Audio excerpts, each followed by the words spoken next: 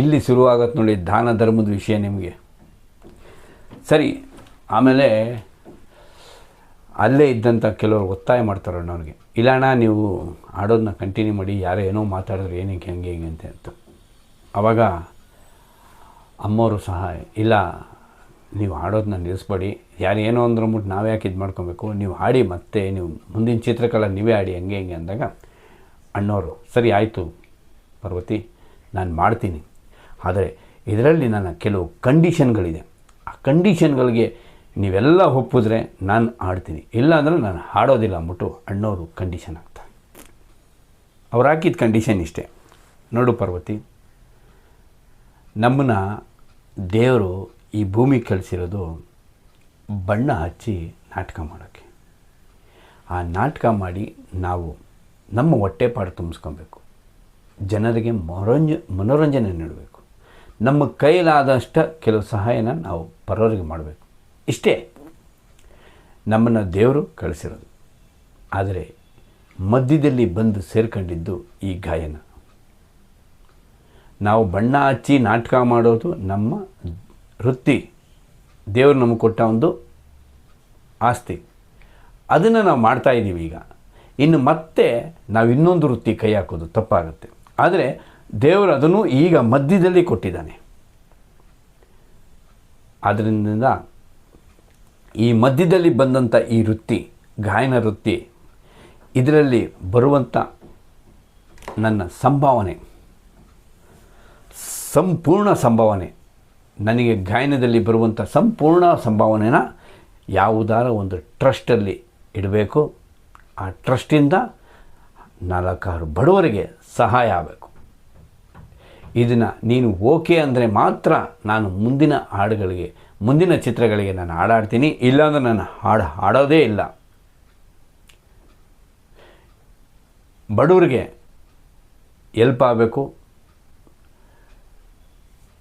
ಚಿತ್ರರಂಗದಲ್ಲಿದ್ದವ್ರಿಗೂ ಕೆಲವರಿಗೆ ಸಹ ಕಲಾವಿದರಿಗೆ ಇದರಿಂದ ಸಹಾಯ ಆಗಬೇಕು. ನನ್ನ ಹಾಡಿಂದ ಬೇರೆಯವ್ರಿಗೆ ದೇವ್ರು ಕೊಟ್ಟಿದ್ದು ಈ ಹಾಡು, ನನಗೆ ಈ ಗಾಯನ ನನಗೆ ಮಧ್ಯದಲ್ಲಿ ಕೊಟ್ಟಿದ್ದು ದೇವರು. ಅದರಲ್ಲಿ ಬರೋ ಸಂಭಾವನೆನ ಬಡವ್ರಿಗೆ ಹೋಗಬೇಕು ಅಂತ ಬಿಟ್ಟು ಅಣ್ಣವರು ಒಂದು ದೊಡ್ಡವಾದ ಒಂದು ಕಂಡೀಷನ್ನ ಅವತ್ತು ಹಾಕ್ತಾರೆ.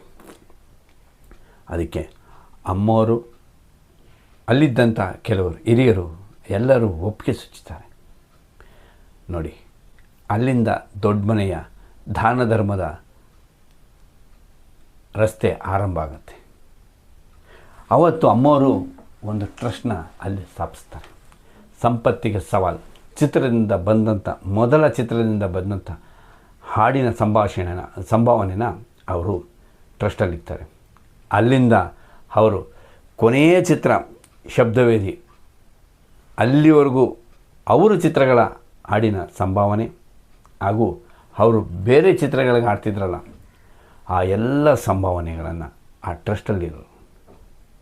ಅಣ್ಣವ್ರು ಇಷ್ಟಕ್ಕೆ ಬಿಡಲಿಲ್ಲ ರೀ, ಇವರು ಏನಪ್ಪ ಸಂಭಾವನೆ ಬರುತ್ತಲ್ಲ ಅದನ್ನು ಕರೆಕ್ಟಾಗಿ ಬಡವ್ರಿಗೆ ಹೋಗುತ್ತಾ ಏನು ಅಂತ ಅವರು ವಾರಕ್ಕೆ 15 ದಿವಸಕ್ಕೆ ತಿಂಗಳಿಗೊಮ್ಮೆ ಅಮ್ಮವರು ಹಾಗೂ ಅಣ್ಣವರು ಇಬ್ಬರು ಟ್ರಸ್ಟಿನ ಮೂಲಕ ಪ್ರತಿಯೊಂದನ್ನು ಚೆಕ್ ಮಾಡ್ತಾಯಿದ್ರು.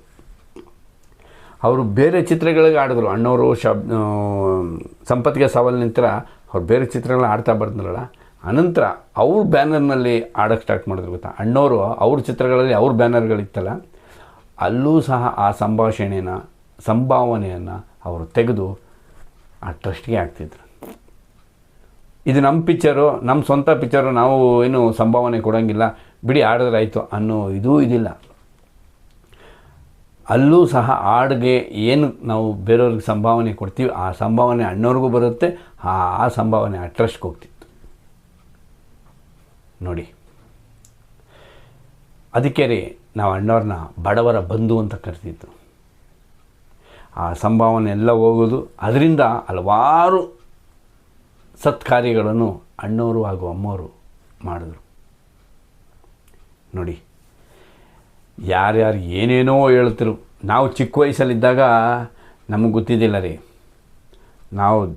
ನಾವು ಚಿಕ್ಕ ವಯಸ್ಸಲ್ಲಿದ್ದಾಗ ನಮಗೆ ಎಷ್ಟೋ ಜನ ಕೇಳೋರು, ನಾವು ಅಣ್ಣವ್ರ ಫಿಲಮ್ಗೆ ಹೋಗಿ ವಿಸಿಲ್ ಹೊಡೆದು ಚಿಲ್ಲರೆ ಕಾಸಲ್ಲಿ ಎಸಿತಿದ್ದಾಗ ಎಷ್ಟೋ ಜನ ಕೇಳೋರು ನಮಗೆ, ಏನು ಮಾಡೋನೆ ರಾಜ್ಕುಮಾರು, ಏನು ಮಾಡೋನೆ ರಾಜ್ಕುಮಾರ್, ಯಾಕೆ ಅವನಿಗೋಸ್ಕರ ಇಷ್ಟೊಂದು ಸಾಯ್ತಿದ್ರಿ ಅಂತ.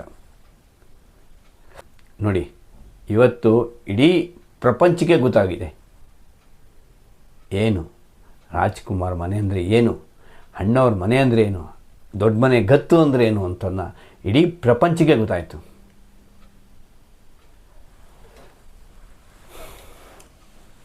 ತಾವು ಬೆಳೆಯೋದಲ್ಲದೆ ತನ್ನಲ್ಲಿ ಜೊತೆಯಲ್ಲಿದ್ದವರನ್ನು ಬೆಳೆಸುತ್ತಾ ಕರ್ನಾಟಕಕ್ಕೆ ಹಲವಾರು ಬಡವರಿಗೆ ಸಹಾಯ ಮಾಡುತ್ತಾ ಇಡೀ ಜಗತ್ತಿಗೆ ಮಾದರಿಯಾದಂಥ ಕುಟುಂಬ ನಮ್ಮ ಅಣ್ಣವ್ರ ಕುಟುಂಬ. ಅಣ್ಣವರು ಹಾಡುಗಳ ಟ್ರಸ್ಟ್ಗೆ ಆಗ್ತಾ ಬಂದರು. ನಂತರ ಇದನ್ನು ಅಣ್ಣವರು ಹಾಕ್ಕೊಟ್ಟ ಆ ದಿನ ನಮ್ಮ ಕರುನಾಡ ಚಕ್ರವರ್ತಿ, ನಮ್ಮ ರಾಘಣ್ಣ, ನಮ್ಮ ಪವರ್ ಸ್ಟಾರ್ ಇವರು ಸಹ ಅದನ್ನೇ ಮುಂದುವರ್ಸ್ಕೊಂಬಂದರು. ಶಿವಣ್ಣ ಸಹ ಆಡಿದ್ದ ಚಿತ್ರಗಳಲ್ಲಿ ಆಡ್ತಿದ್ದಂಥ ಹಾಡಿನ ಸಂಭಾವನೆ ರಾಘಣ್ಣಂದು ಅಷ್ಟೇ ಮತ್ತು ಅಪ್ಪು ಬಾಸ್ದು ಅಷ್ಟೇ, ಎಲ್ಲ ಸಂಭಾವನೆಗಳನ್ನು ಟ್ರಸ್ಟ್ಗೆ ಹೋಗುತ್ತೆ. ಆ ಟ್ರಸ್ಟ್ಗೆ ಹೋಗಿ ಹಲವಾರು ಬಡವರಿಗೆ ಸಹಾಯ ಆಗ್ತಿತ್ತು. ನೋಡಿ, ಇದು ಒಂದು ಚಿಕ್ಕ ಉದಾಹರಣೆ. ಅಣ್ಣವ್ರ ಕುಟುಂಬ ಕನ್ನಡಿಗರಿಗೆ, ಕರ್ನಾಟಕದವರಿಗೆ ಸಹಾಯ ಮಾಡಿದೆ ಅನ್ನೋದಕ್ಕೆ ಒಂದು ಚಿಕ್ಕ ಉದಾಹರಣೆ ನಾನೀಗ ಕೊಟ್ಟೆ. ದೊಡ್ಡ ಉದಾಹರಣೆ ಇಡೀ ಜಗತ್ತಿಗೆ ಗೊತ್ತಿದೆ ಅಪ್ಪು ಬಾಸ್ ಮೂಲಕ. ಈ ಚಿಕ್ಕ ಉದಾಹರಣೆ ನಾನು ಕೊಟ್ಟೆ. ಅವತ್ತು ಅಣ್ಣವ್ರು ಮಾಡಿದಂಥ ಆ ಕಂಡೀಷನ್ ಇವತ್ತು ಇಡೀ ಪ್ರಪಂಚಕ್ಕೆ ಮಾದರಿಯಾಗಿದೆ. ಒಂದು ರಾಜ್ಯದಲ್ಲಿ ಒಬ್ಬ ವ್ಯಕ್ತಿ, ಒಂದು ಕುಟುಂಬ ಹೇಗಿರ್ಬೇಕು, ಹೇಗೆ ನಾವು ಜನಗಳ ಜೊತೆ ಬದುಕಬೇಕು ಅಂತ ಇಡೀ ಜಗತ್ತಿಗೆ ತೋರಿಸ್ಕೊಟ್ಟಂಥ ಕುಟುಂಬ ನಮ್ಮ ಅಣ್ಣವ್ರ ಕುಟುಂಬ.